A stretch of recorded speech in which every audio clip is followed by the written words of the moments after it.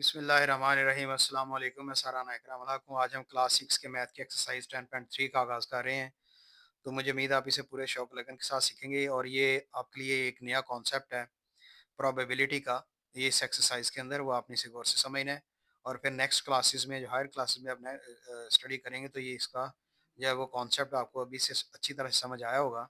तो next classes में इसको अच्छी तरह से जो है वो उसको कॉन्सेप्ट को समझते रहेंगे। अब हम क्वेश्चन नंबर 1 को जो है वो उसको स्टार्ट करते हैं।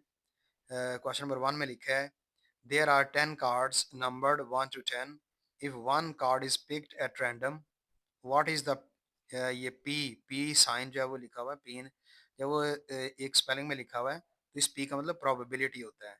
आगे ब्रैकेट में लिखा है ब्रैकेट स्टार्ट होती है ग्रेटर देन 6 आगे ब्रैकेट क्लोज हो जाती है। हम पहले प्रोबेबिलिटी के बारे में जो है वो अच्छी तरह समझ लेते हैं। उसके बाद जो है वो क्वेश्चन को सॉल्व करते हैं। तो प्रोबेबिलिटी इस यूनिट का जो टाइटल पेज है तो उसके ऊपर जाइए। जैसे ये चैप्टर का नाम है यूनिट नंबर 10 जो इस बुक का लास्ट चैप्टर है डाटा हैंडलिंग एंड प्रोबेबिलिटी। तो प्रोबेबिलिटी के अगर हम इस अंदर स्टेटमेंट को देखें स्टडी करें डेफिनेशन को तो यहाँ से इस बुक में गिवन है। तो यहाँ से ये प्रोबेबिलिटी की डेफिनेशन स्टार्ट होती है। Probability is the branch of mathematics that measures how likely will something happen. तो ये इसकी डेफिनेशन है। प्रोबेबिलिटी का मतलब है कि ये मैथ की एक ब्रांच है प्रोबेबिलिटी भी। लेकिन इस चीज़ को ये बताती है कि कोई भी जो चीज़ होगी जिसका इम्कान होगा उसको इम्कान को देखते हैं, इम्कान को ये मेजर करते हैं कि कितने परसेंट कोई चीज़ हो सकती है या जिसकी पेशीनगोई या जिसका जो है लाइकली लाइकली मीन्स कि उसका इम्कान है कि कोई काम कितने होने का कितना इम्कान है। तो ये प्रोबेबिलिटी ये बताती है। अब हम क्वेश्चन को सॉल्व करते हैं। तो अब देखें कि अब क्वेश्चन को हम इसके जो वो कॉन्सेप्ट को समझते हैं। क्वेश्चन के अंदर क्या डिटेल बताई गई है कि ये there are 10 cards numbered 1 to 10। तो if one card is picked at random what is probability यानी पी ग्रेटर देन 6। तो यहाँ पे हमने देखना है कि ये पहले डिटेल में बताइए कि 10 कार्ड यहाँ पे ये कार्ड है यानी इसके ऊपर नंबर भी लिखे हैं 1 से लेकर 10 तक। 1 ये एक कार्ड है, ये 1 है। 1 कार्ड के ऊपर ये एक पिक्चर बनी हुई है। फिर नंबर 2 है, ये नंबर 2 पे ये कुछ पेंटिंग ब्रशेज़ हैं। फिर नंबर 3 है, ये हार्ट्स बने हुए हैं। तो नंबर 4, नंबर 5 इस तरह से ये नंबर 10 तक जो है इसमें गिवन है। नंबर 10 तक ये कार्ड्स दिए हुए हैं।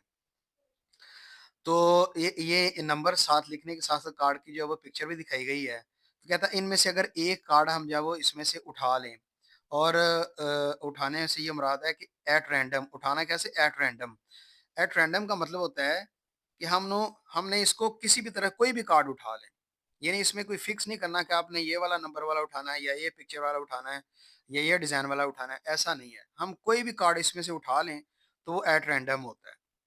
तो हमने वो प्रोबेबिलिटी बतानी है कि जो कार्ड हम उठाएँगे, उसकी प्रोबेबिलिटी आप बताएँ कि वो ग्रेटर दैन 6 हो, कि वो 6 से बड़ा नंबर हो। तो ये हमने इसकी प्रोबेबिलिटी बतानी है। तो इसका तरीका ये है कि हम देखें ये प्रोबेबिलिटी हमने फाइंड करनी है, प्रोबेबिलिटी यही P है। आगे ग्रेटर दैन 6 है, तो ग्रेटर दैन 6 हम यहाँ पे लिख लेते हैं।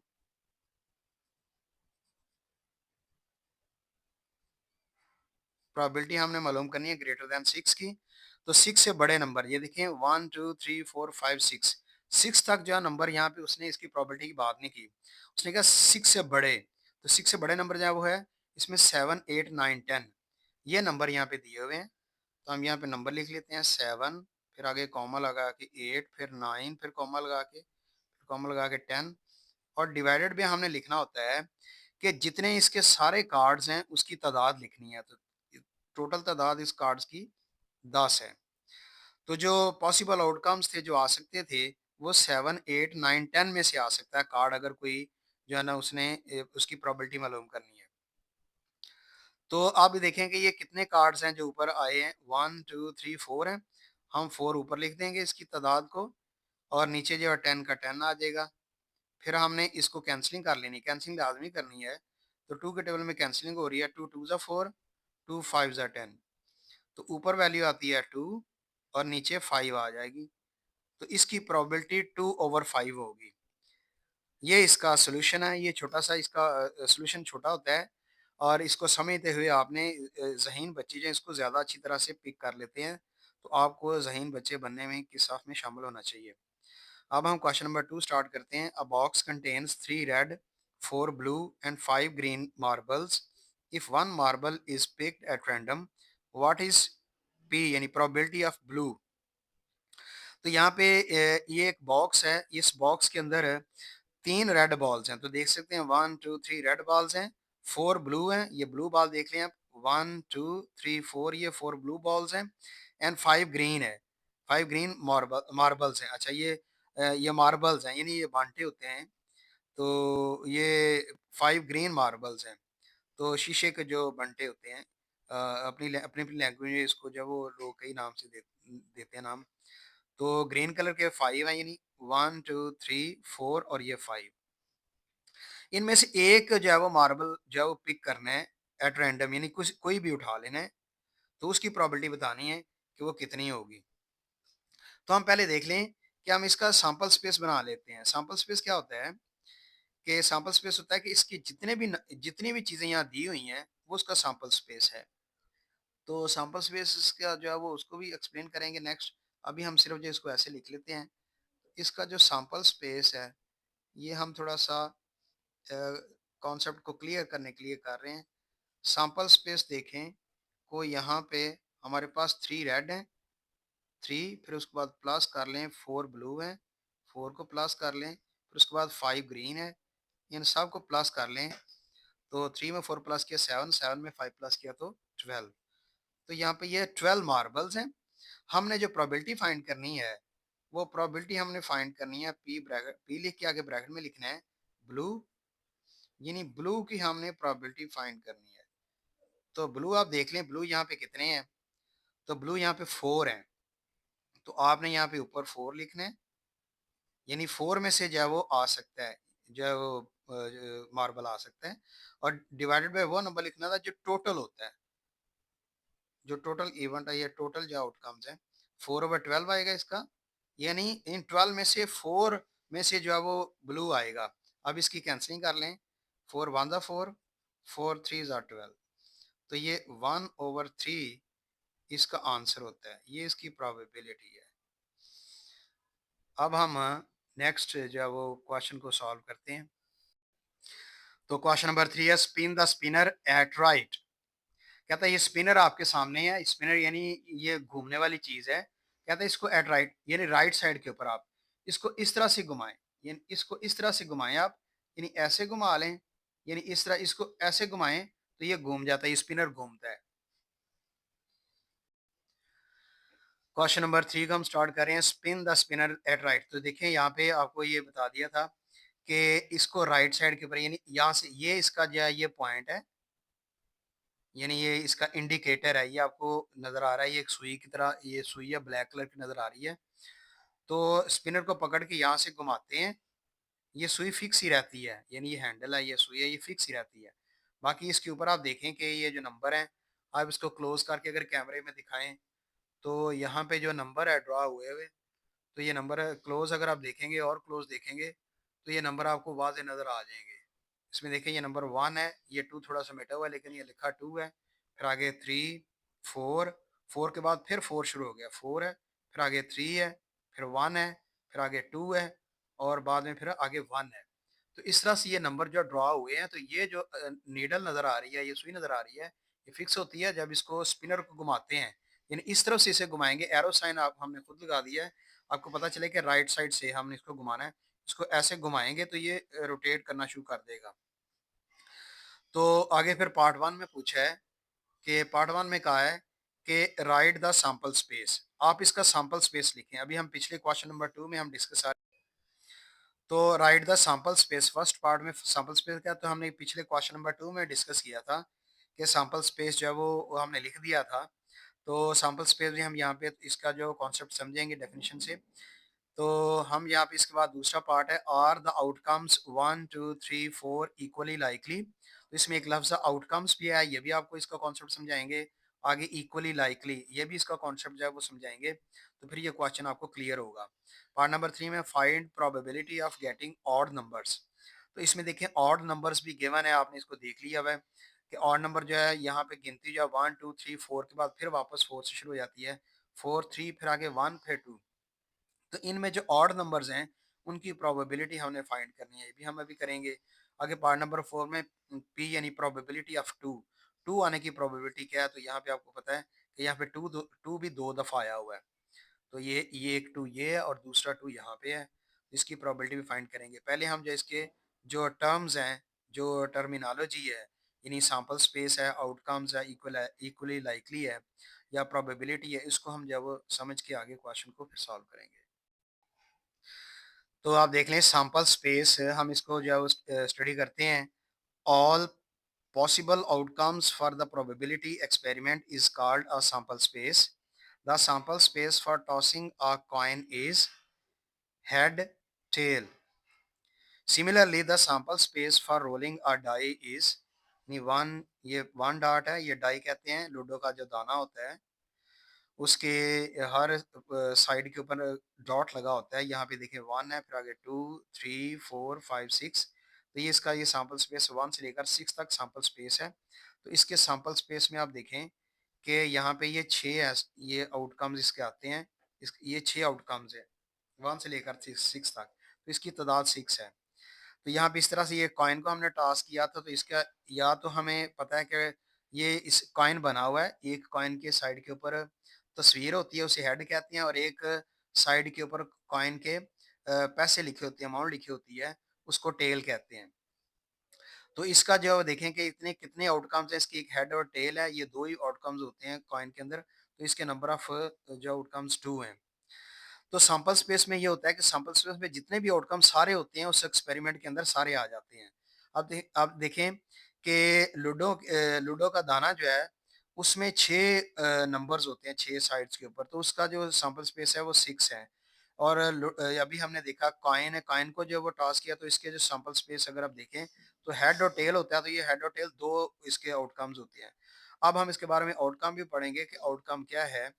तो सैंपल स्पेस में आपको एक थोड़ा सा एक और फिर मज़ीद एक इसकी जो तफसील दे दें कि जितने भी all possible outcomes for the probability experiment is called a sample space, के प्रोबेबिलिटी एक्सपेरिमेंट में यानी हम कॉइन को फेंकते हैं तो वो ये हमारा एक्सपेरिमेंट होता है, या लूडो को दाने को फेंकते हैं, ये सब का एक ही तरीका है फेंकने का, वो भी एक्सपेरिमेंट होता है। एक्सपेरिमेंट के बाद फिर जो चीज़ जो आगे सामने नीचे गिरती है, तो हम उसमें से अगर हेड आ जाए तो हम कहते हैं इसका आउटकम हेड है, अगर टेल आ जाए तो हम कहेंगे आउटकम इसका टेल है। तो जितने भी पॉसिबल आउटकम्स हैं, जितने भी आ जाएँगे वो उसका सैंपल स्पेस होगा। वो सैंपल स्पेस हर एक क्वेश्चन के अंदर बदलते रहते हैं। अब हम इसके बारे में मज़ीद समझते हैं। अब आउटकम्स समझते हैं। आउटकम्स क्या होता है? All possible results of probability experiment are called outcomes. कि तमाम मुमकिना जो नताइज होते हैं प्रोबेबिलिटी एक्सपेरिमेंट के नतीजे में, हम उनको आउटकम कहते हैं। यानी हम कॉइन को उछालते हैं, तो उछालने से क्या होगा? Possible outcomes for flipping a coin और हेड एंड टेल। तो उछालने के बाद क्या होगा? या तो उस ये देखें आप, ये कॉइन है, इसको करीब करके अगर आप देखें, तो करीब करके अगर ये कैमरा आपको दिखाए, तो ये देखें ये कॉइन है, तो इसकी एक साइड के ऊपर सितारा है, चाँद और सितारा बना हुआ है। तो हर करेंसी का अपना-अपना अलहदा जो है वो साइन होता है। तो इस कॉइन के ऊपर ये यानी एक मून है और एक स्टार है। तो इसका इसे कहते हैं हेड, और दूसरी साइड के ऊपर ये 5 लिखा हुआ है, ₹5 हैं। ये कॉइन है 5, तो ये इसकी टेल है। तो इसको हेड कह देते हैं, जिसके ऊपर जो है वो चाँद तरह बना हुआ है, और जिसके ऊपर अमाउंट लिखी है उसको टेल कह लेते हैं। जब हमने जब इसको उछाला था, तो ये एक्सपेरिमेंट कहलाया इसको। हम इसको पर एक्सपेरिमेंट कहते हैं जब इसको उछालते हैं। तो उछालने के बाद जब इसका देखते हैं नतीजा क्या आता है, यानी हेड आएगा, यानी इसका आउटकम हेड आएगा, या इसका आउटकम टेल आएगा। हेड आएगा या टेल आएगा। तो हेड हो या टेल हो, कोई भी आ जाए, उसको हम आउटकम कहते हैं। इस तरह लूडो का जो दाना है, the possible outcomes for rolling a die are the following. तो जब हम डाई को फेंकते हैं यानी लूडो के दाने को फेंकते हैं, तो उसमें पॉसिबल आउटकम यानी उसके अंदर जो जो भी आएगा, अगर पहली दफा फेंका तो 1 आ गया तो उसका आउटकम 1 है, 2 अगर 2 आ जाता है तो आउटकम 2 है। इस तरह से जो नंबर सामने आएगा वो उसका आउटकम होता है। तो इक्वली लाइकली ये होता है कि आप देख सकते हैं कि व्हेन वी परफॉर्म, ये इक्वली लाइकली आउटकम्स हैं, when we perform a scientific experiment we obtain a certain result और outcome. However, in probability, the result or like outcome is not certain. It depends on chance. There are a lot of probability experiments in which each of the outcomes is equally likely to occur.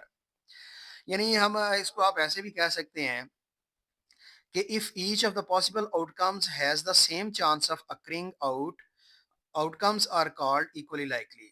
तो आप इसकी definition को यहाँ से आप कह सकते हैं कि इक्वली लाइकली ये है कि अगर हर पॉसिबल आउटकम जो है उसका आने का चांस सेम ही हो, तो जो सेम चांस होता है हर एक के आने का उसको हम इक्वली लाइकली कहते हैं। अब इसकी एग्जांपल कैसे है? एग्जांपल ये है कि आप देखें कि अगर हम जो इसको उछाल लेते हैं कॉइन को, if flipping a coin the chance of getting a head is same as the chance of getting a tail. अगर हम कॉइन को फेंकते हैं तो कॉइन में जो हेड के आने का चांस वही है। अगर हेड आ सकता है, हेड भी आ सकता है, तो टेल आ सकता है, टेल भी आ सकता है। यानी हेड का और टेल के आने का चांस बराबर बराबर है, इक्वल चांस है। तो इसलिए इस एक्सपेरिमेंट में कहते हैं कि ये इक्वली लाइकली है कि इसमें हेड के आने का भी वही चांस है और टेल आने का भी वही चांस है। तो ये इक्वली लाइकली है। ये नहीं है कि यार कोई कहे कि नहीं आना ही हेड है, टेल नहीं आना, तो ऐसा नहीं हो सकता। तो इक्वली लाइकली में हर एक आउटकम जो है उसका अपना-अपना ही वो बराबर इसका जो हिस्सा होता है।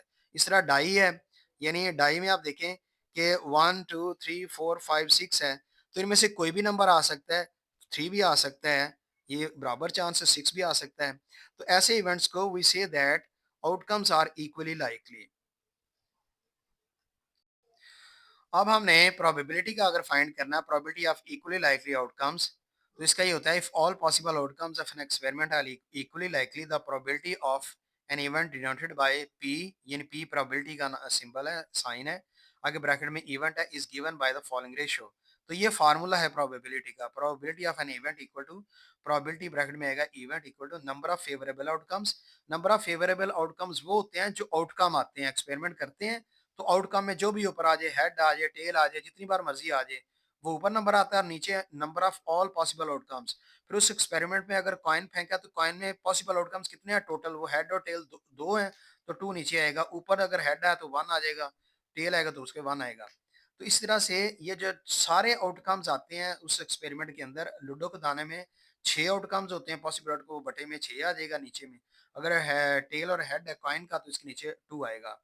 तो ऊपर जो नंबर वो आता होता है जो एक्सपेरिमेंट करने के बाद जो ऊपर ज़ाहिर होगा आउटकम, उसकी तादाद ऊपर आती है। और प्रोबेबिलिटी ऑफ इवेंट है, तो इवेंट से मुराद ये है कि इवेंट ये होता है कि collection of one or more outcomes is called an event of the probability experiment.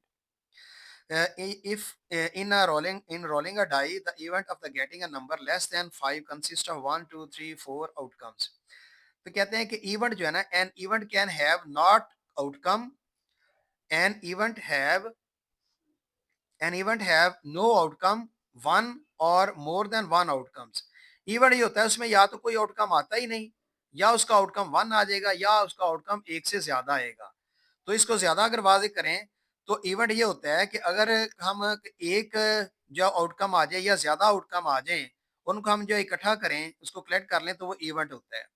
मसलन हमने कॉइन को फेंका है, एक्सपेरिमेंट किया है, उसके बाद हेड आ गया या टेल आ गया, तो वो उसका आउटकम है। लेकिन इस सारे प्रोसेस को इवेंट कहते हैं। अब हम क्वेश्चन सॉल्व करते हैं।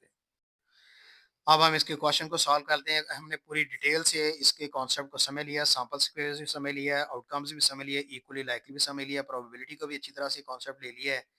अब हम इसके आंसर सॉल्व करेंगे तो हमें जो है वो ज़्यादा अच्छी तरह से इसके आंसर्स आ जाएंगे। राइट द सैंपल स्पेस, इसमें सैंपल स्पेस हमने लिखना है। तो सैंपल स्पेस में आप देख रहे हैं, हम यहाँ पे इक्वल लगा के कर सकते हैं। तो जितने भी इसके अंदर आउटकम, जितने भी पॉइंट्स हैं, ये नंबर्स हैं, वो सारे लिखे हैं, उसका सैंपल स्पेस है। लिखें 1, 2, 3, 4 है, उसके बाद 4, 3, 1, 2 हम इसी तरतीब से लिख लेंगे। 1, 2, 3, 4, यानी ये तरतीब से है। आगे फिर 4, फिर रिवर्स काउंटिंग हो रही है, 4 है, फिर आगे 3 है, यानी 4, 3, आगे फिर 1 आ रहा है। देखो ये तरतीब इसकी उन्होंने आगे पीछे कर दी है, 1 है, फिर लास्ट में 2 आ रहा है। तो हमने इसी तरह ही लिखना है इसे। तो ये इसके ये सैंपल स्पेस है सारे नंबर का। तो इसमें आप देख लें ये सारे कितने नंबर हैं, तो 1, 2, 3, 4, 5, 6, 7, 8। तो इसके सैंपल स्पेस के टोटल नंबर जो है वो 8 आते हैं। लेकिन सैंपल स्पेस हमारा यही यही इसका होता है, 1, 2, 3, 4, 4, 3, 1, 2 हमारा आंसर यही है। आगे 8 हम जो है वो अपनी मर्जी से लिख सकते हैं कि इसके सारे नंबर 8 होते हैं। अगर नहीं भी 8 लिखते तो इसका आंसर का फ़र्क नहीं पड़ता। आंसर आपका ये कंप्लीट हो गया। आगे दूसरा पार्ट है, are the outcomes 1, 2, 3, 4 equally likely? तो क्या है यहाँ पे यो ये क्वेश्चन ये कह रहा है कि आप बताएं कि 1 के आने की, 2 के आने की, 3 के आने की या 4 के आने का जो आउटकम है, क्या ये इक्वली लाइकली है? यानी ये कोई भी इनमें से आ सकता है, हर एक का एक बराबर-बराबर चांस है। तो हम हमें पता है कि इसका हर एक नंबर का अपना बराबर चांस है, कोई भी आ सकता है। तो ऐसे को हम इक्वली लाइकली कहते हैं। उसने ये क्वेश्चन पूछा, क्या ये आउटकम जो है ये इक्वली लाइकली हैं? तो हम इसका आंसर देंगे यस। इसका आंसर या यस होता है या नो होता है। तो इसका आंसर जो हमारे पास यस आ जाएगा। तो ये इसका पार्ट 2 का आंसर जो है वो यस आता है कि ये इक्वली लाइकली है। आगे part number 3, find probability of getting odd numbers. तो ऑड नंबर इसमें देखिए, ऑड नंबर एक 1 है, फिर आगे ऑड नंबर 3 है, फिर आगे नंबर फिर दोबारा 3 है, फिर आगे 1 है। ये हमारे जो है ये ऑड नंबर्स हैं, हमने इसकी प्रोबेबिलिटी फाइंड करनी है। तो हम प्रोबेबिलिटी जो है फाइंड करने के लिए हमने अगर देखना हो तो हम सैंपल स्पेस के अंदर सारी डिटेल दी होती है। हम यहाँ से भी इसकी डिटेल ले सकते हैं नंबर्स की, ऑड की, और यहाँ से भी ले सकते हैं। यहाँ पे देखिए 1 है, फिर आगे 3 है, फिर उसके बाद फिर 3 है, फिर 1 है। ये 4 नंबर हैं जो ऑड नंबर्स हैं, हम इसकी प्रोबेबिलिटी फाइंड करेंगे। तो प्रोबेबिलिटी फाइंड करने के लिए हम इसको जो अलग पेज पे सॉल्व करते हैं। तो हमने इसका देखें, ये इसके सॉल्यूशन में हमने इसको सॉल्व कर लिया। सैंपल स्पेस जिस तरह हमने ऊपर लिखा था 1 2 3 4 4 3 2 1, ये 8 नंबर आते हैं ये सैंपल स्पेस में। उसके बाद दूसरे पार्ट में इक्वली लाइकली बताया था कि ये यस है, हमारा आंसर भी यस है इसके। थर्ड पार्ट जब भी हम कर रहे हैं कि find probability of getting odd numbers, तो प्रोबेबिलिटी हमने फाइंड करनी। प्रोबेबिलिटी के लफ्ज़ को एक ही स्पेलिंग हम यूज़ करते हैं पी।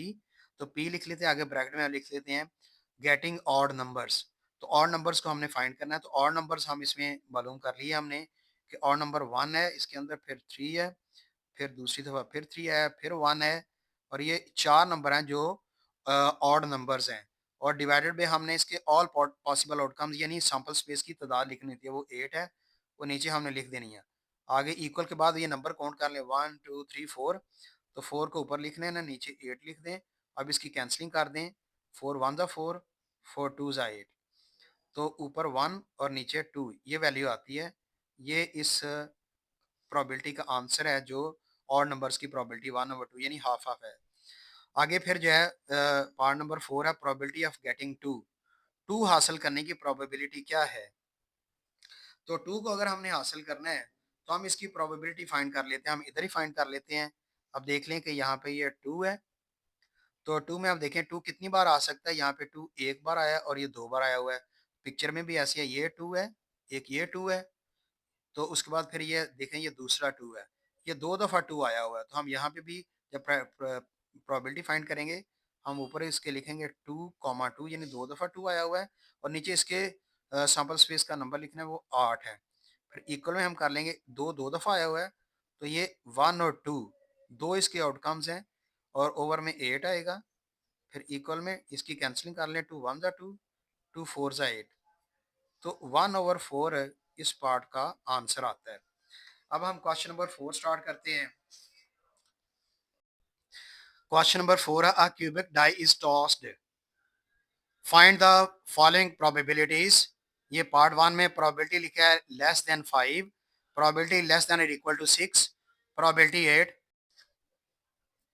तो इसमें आप देख लें, तो आगे नेक्स्ट प्रोबेबिलिटी जो 8 है, फिर probability of even number, probability of odd numbers.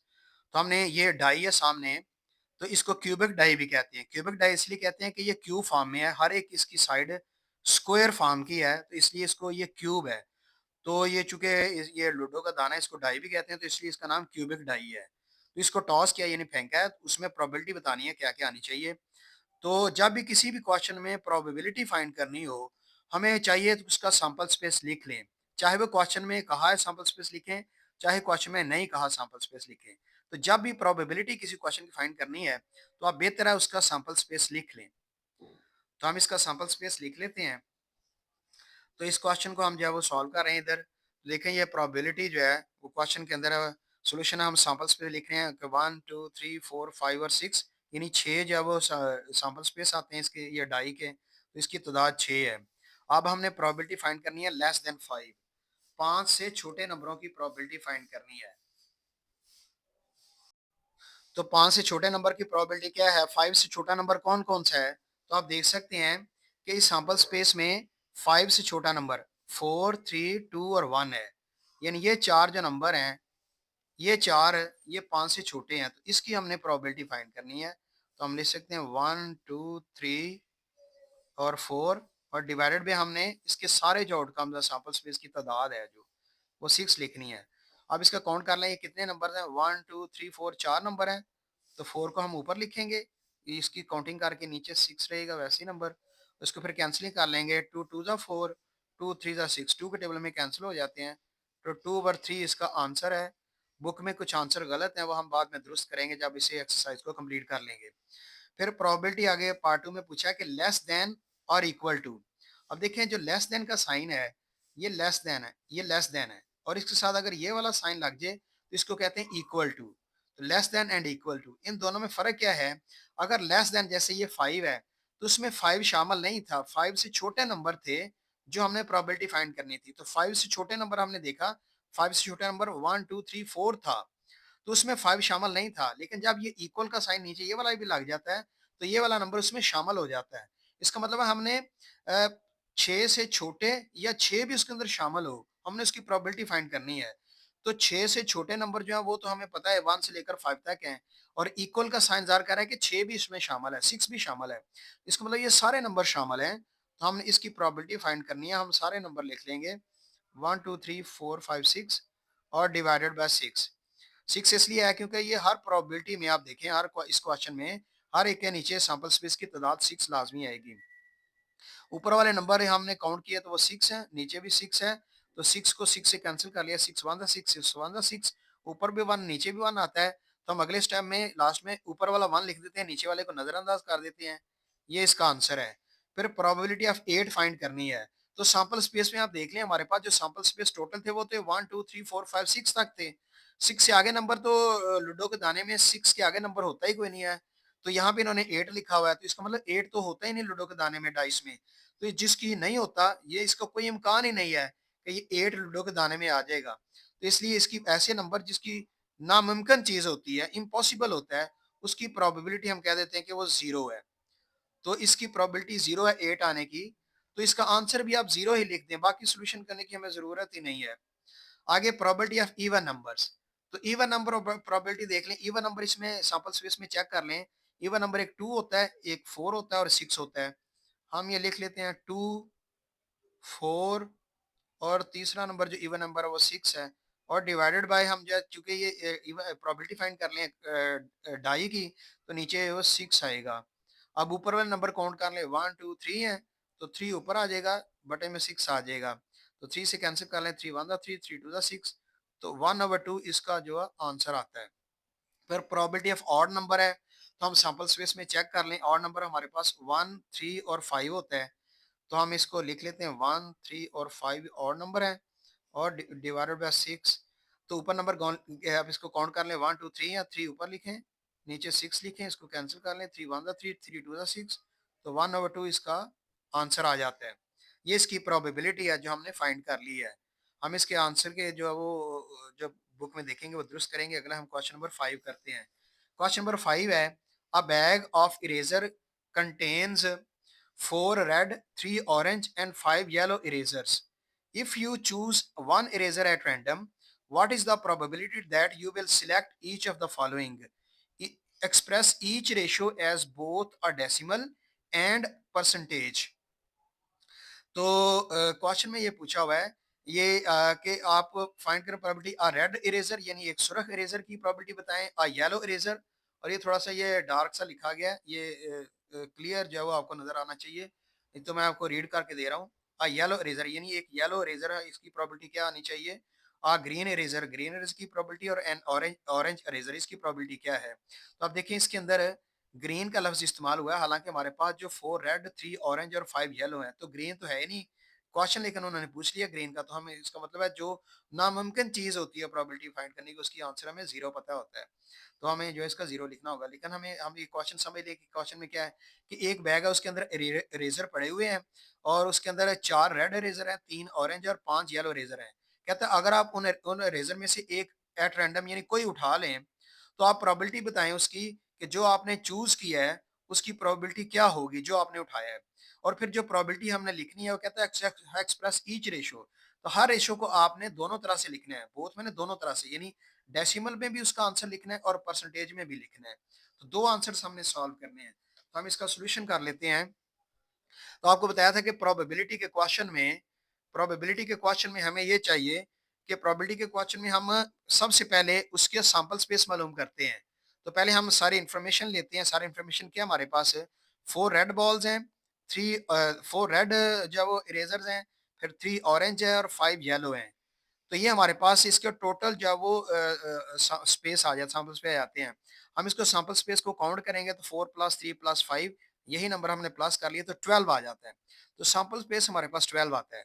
अब हमने अलग-अलग प्रोबेबिलिटी फाइंड करनी है। प्रोबेबिलिटी फाइंड करनी है रेड इरेजर के, रेड इरेजर यानी रेड जो वो इरेजर है उसकी आने की प्रोबेबिलिटी क्या है। तो आपको पता है कि प्रोबेबिलिटी में जो इरेजर है वो 4 है। तो 4 में से कोई आ सकता है। हम 4 जो है वो ऊपर लिखेंगे और नीचे इसका जो वो सैंपल स्पेस का जो टोटल नंबर होते हैं वो नीचे लिखते हैं। तो इसके बाद इसे कैंसलिंग कर लें। 4 × 1 = 4, 4 × 3 = 12। ऊपर आ जाएगा 1 और नीचे 3 आ जाता है।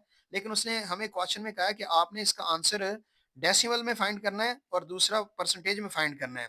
तो डेसिमल में फाइंड करने के लिए हम इसको डिवाइड करेंगे, 1 को ऊपर रखेंगे, 3 को, या वो 1 को अंदर रखेंगे डिवाइड के, और हम इसको 3 से फिर डिवाइड करेंगे। अब देखिए 3 बड़ा नंबर है, 1 छोटा है।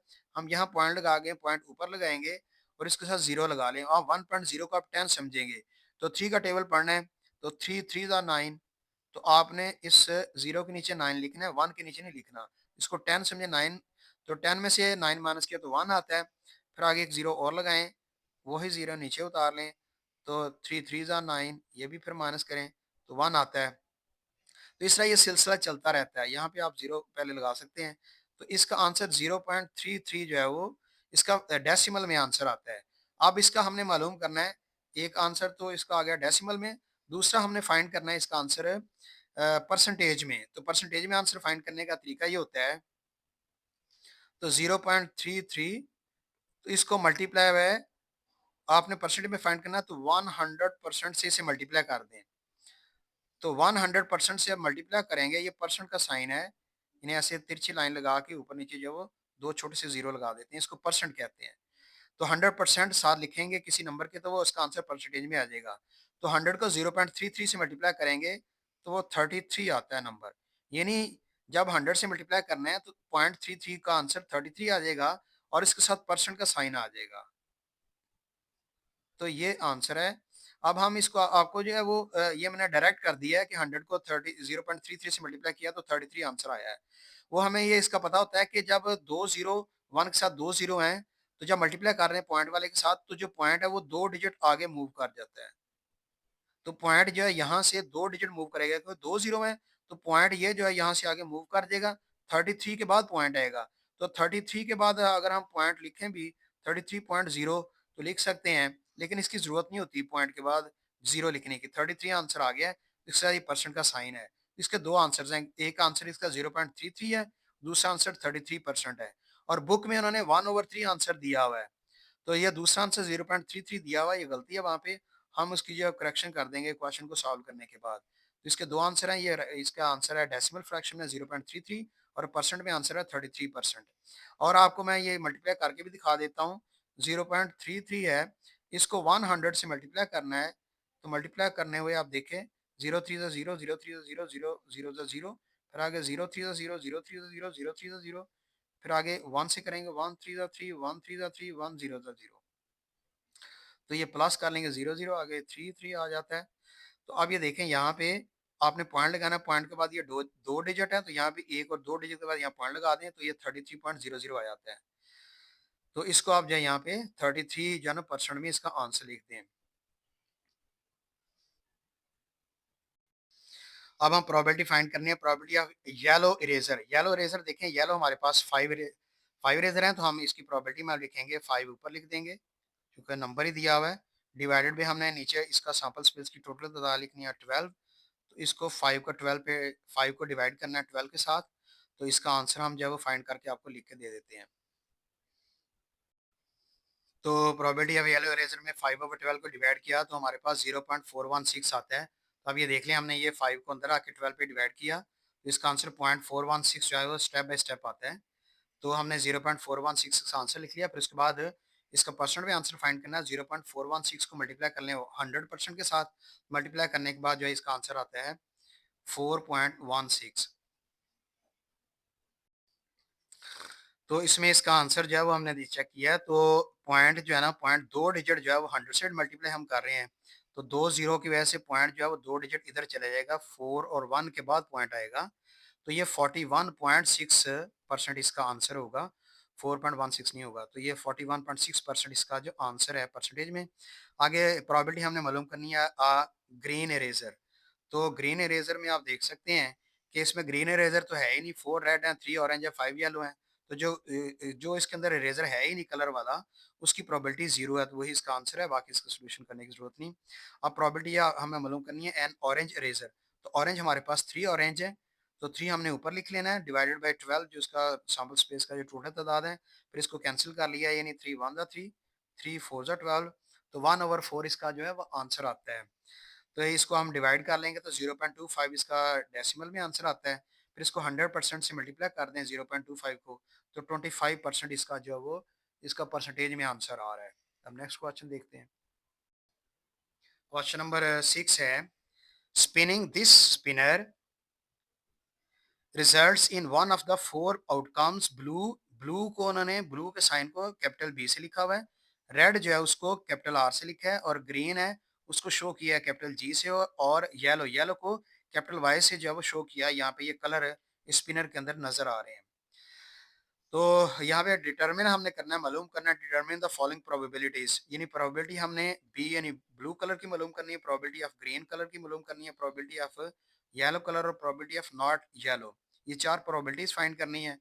तो क्वेश्चन में जो स्पिनर में बताया हुआ है कि इस स्पिनर को आप घुमाएं, तो इसका जो इन चारों में से जो है ना वो results in one of the four outcomes, ये चार आउटकम्स हैं इसके, यानी सैंपल स्पेस का चार है, चारों में से जो हमारे पास एक रिजल्ट आएगा, वो हर एक रिजल्ट ब्लू, रेड, ग्रीन और येलो जो भी है वो हमने फाइंड करना है।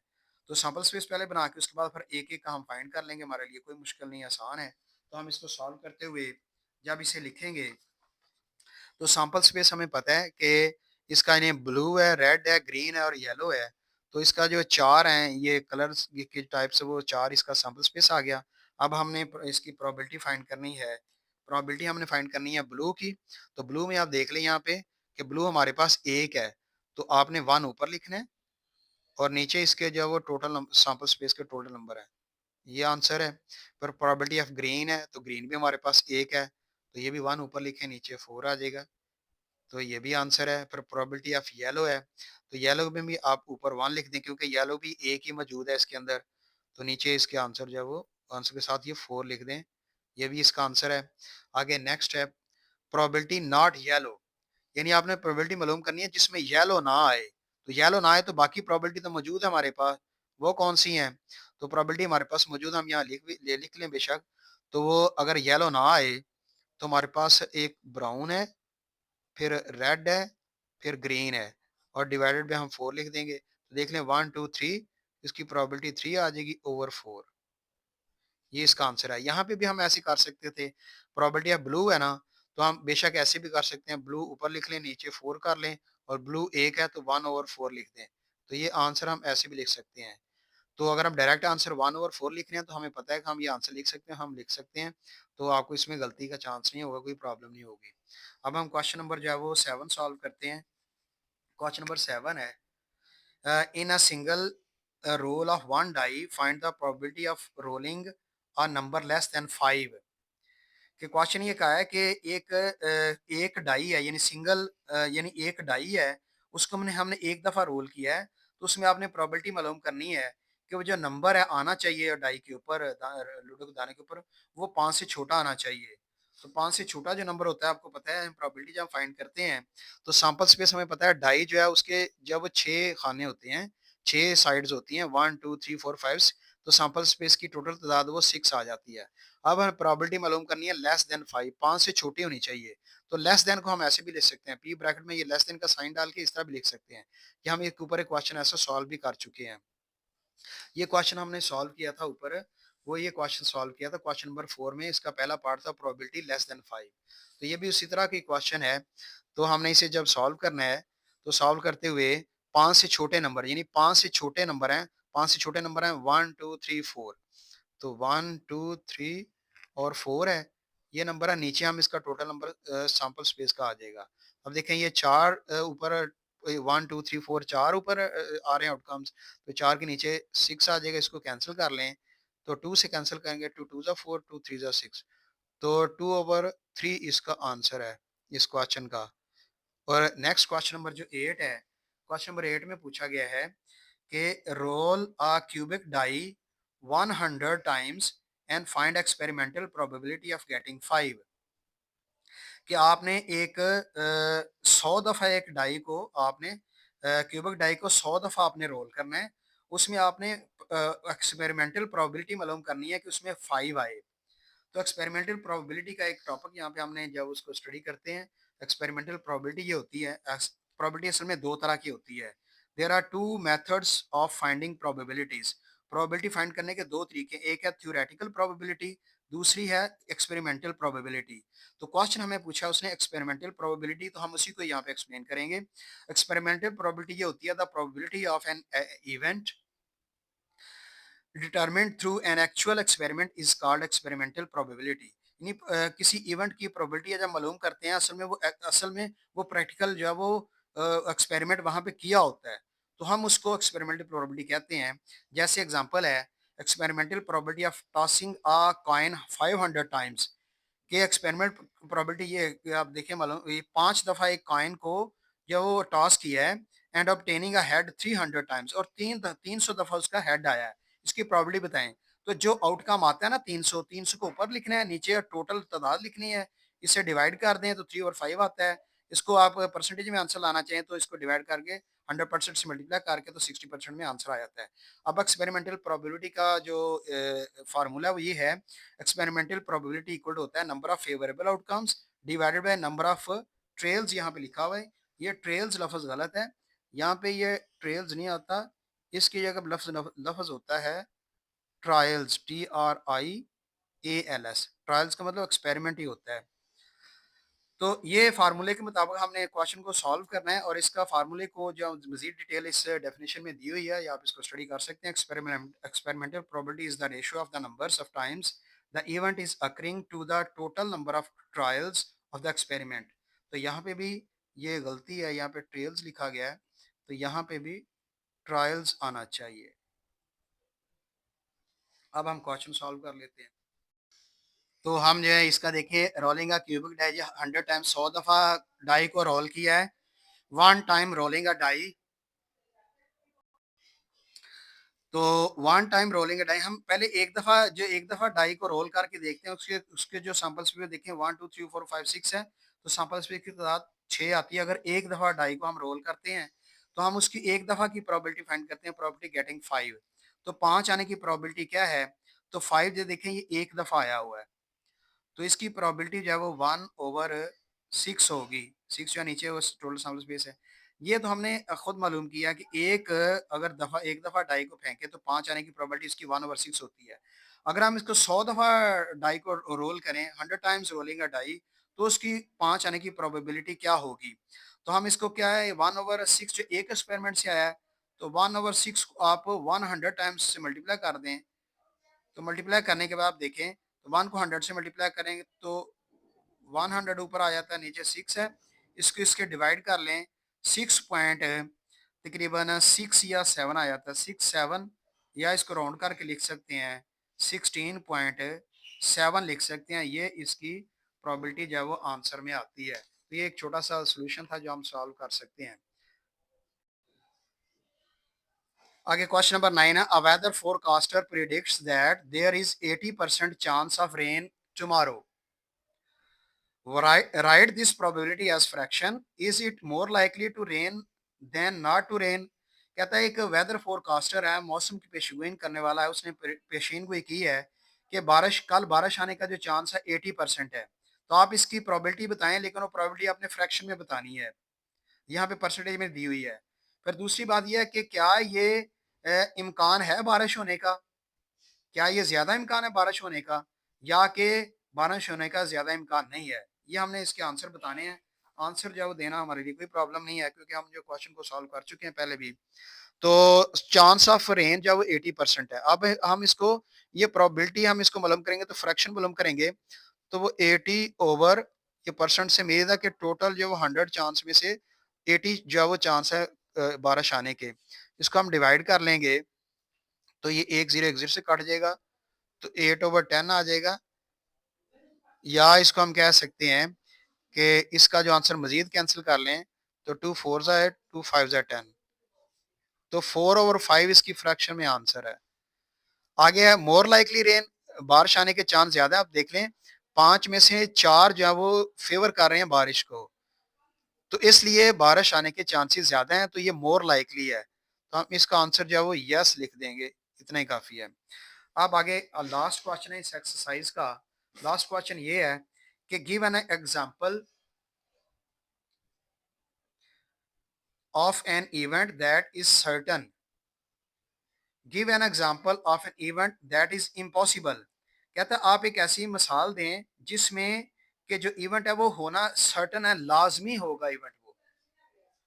और आगे ये दूसरी एग्जांपल कहता है एक और दें कि जिसमें जो इवेंट है वो इम्पॉसिबल, नामुमकिन है, वो इवेंट हो ही नहीं सकता। तो दो एग्जांपल देनी है। हम इसकी एग्जांपल दे सकते हैं कि देखें रोजाना सूरज मशरक से निकलता है, sun rises in the east. तो हम इसको ऐसे कर सकते हैं ये लाजमी या सर्टन है। और इम्पॉसिबल में कर सकते हैं the sun rises in the west कि सूरज मगरब से तुलू होता है। तो ये इम्पॉसिबल है। ये हम दो सेंटेंस लिख देते हैं। तो इसका आंसर है सर्टन का आंसर है the sun rises in the east यानी सूरज मशरक से तुलू होता है, निकलता है। और इम्पॉसिबल ये है the sun rises in the west कि सूरज मगरब से तुलू होता है जहाँ। तो ये जो है वो इम्पॉसिबल है। तो ऊपर वाला जो सर्टन है। अब हम इसकी करेक्शन देख लेते हैं। क्वेश्चन नंबर 4 में करेक्शन है तो 1/6 है वो गलत है। यहाँ पे आपने लिखना है 2/3। फिर पार्ट नंबर 2 में आंसर इसका 2/3 नहीं है, ये 1 है। जो गलत है उसको सर्कल कर दिया और साथ इसका दुरुस्त आंसर लिख दिया है। फिर क्वेश्चन नंबर 5 में भी ऐसे ही है 1/3 जो आंसर ये 1/3 आंसर जो है वो फ्रैक्शन में है। हमें फ्रैक्शन में नहीं पूछा था, डेसिमल में पूछा था, वो था 0.33। ये आंसर ठीक है। आगे परसेंटेज में लिखना था, वो 33% है आंसर। इसके साथ आपने ये लिख लेना है। तो ये गलत है। दूसरे पार्ट में भी ऐसे है 5/12 जो है ये गलत है। आपने 0.416 ये आंसर ठीक है। और दूसरा आंसर इसके साथ 41.6% में आंसर आता है। फिर थर्ड पार्ट ठीक है। फोर्थ पार्ट में 1/4 ये यहाँ पे गलत है। इसके बाद 0.25 आएगा। और दूसरा आंसर 25% जब वो आंसर आता है। ये इसकी करेक्शन है, इसे दुरुस्त कर लें।